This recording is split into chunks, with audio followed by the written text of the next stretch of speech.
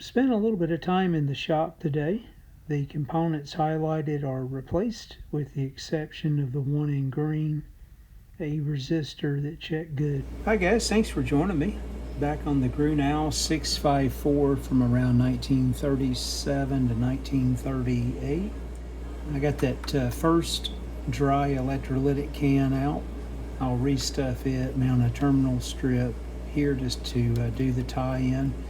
All these dog bone resistors are defective. They're way over their 20% tolerance, so I'll replace those in addition to this one. And of course I've got to get down in here and get these caps out as well. So just the first three resistor checks, all three of those are way out of tolerance. Again, in circuit. I'll clip one in just to ensure I'm not reading high due to other capacitance leakage or other things in the circuit itself. So I'll bring you guys back after I do that. A handy little chart. These things always confuse me when I got started. You can see the size of them, so what's the wattage? Of course we could use Ohm's law and look at the voltage drop across the resistor itself to kind of figure things out along with the value. But here's a simple chart. I'll flip up on the screen as well for reference. It comes in handy. So let me get started in this area. I'll go ahead and get the resistors replaced and the capacitors down in this area. Get my terminal strip in place. Get the E-cap back in place here. Let me clip the lead on this resistor. We'll see what it measures with no connectivity to see if there's any change there. You can see I'm about 7.75K. And again, this is a body in dot, so 5, 0, and 0, 0 for the red marker here. So this should read 5,000 ohms. So you can see it's significantly over. And no change, it actually went up just a bit.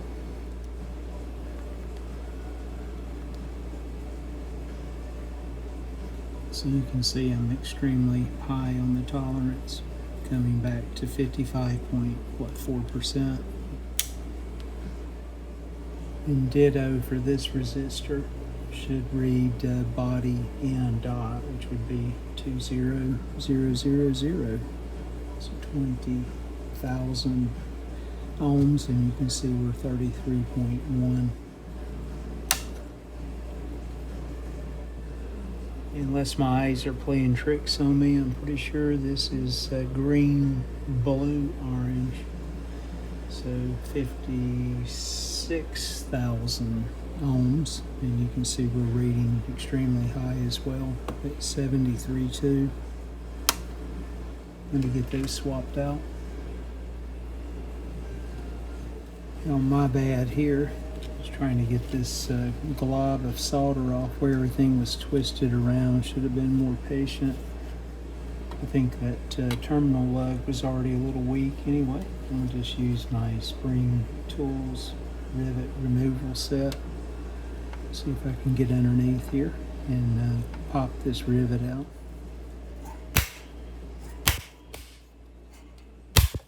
There we go. Usually when you pop these rivets out, a number 6 screw will work, not the number 4.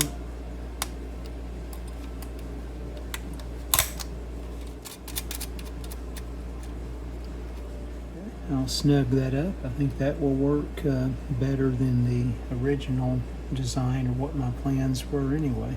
Just one terminal strip is all I need now. At times, even with a little flux, I found it a little difficult sometimes to get solder to stick to certain terminal strip lugs. Just use my little engraving tool, kind of rough up the edges a little bit. I had these hole plugs left over from some other project I was working on a while back.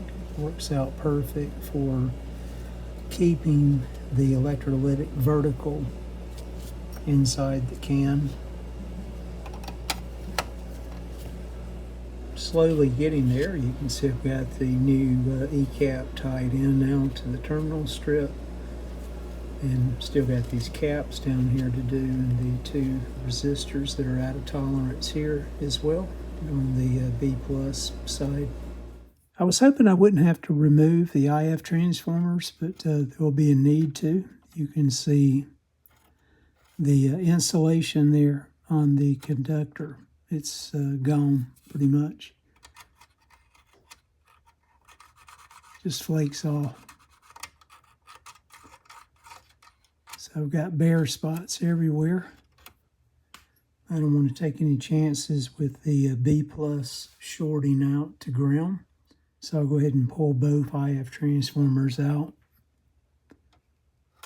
Get those rewired.